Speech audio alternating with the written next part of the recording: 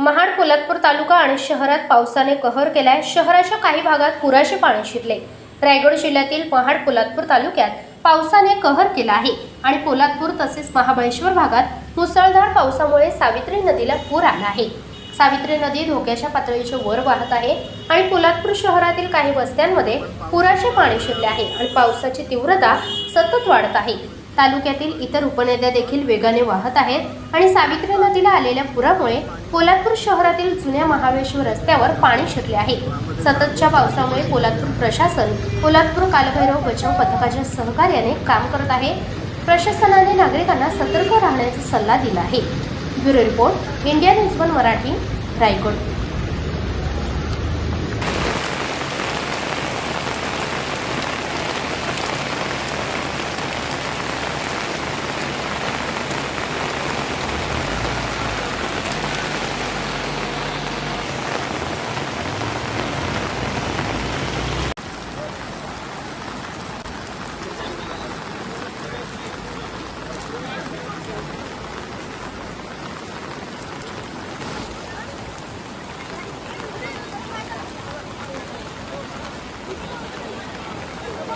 आपल्याकडे पण पाणी कमी आहे ना.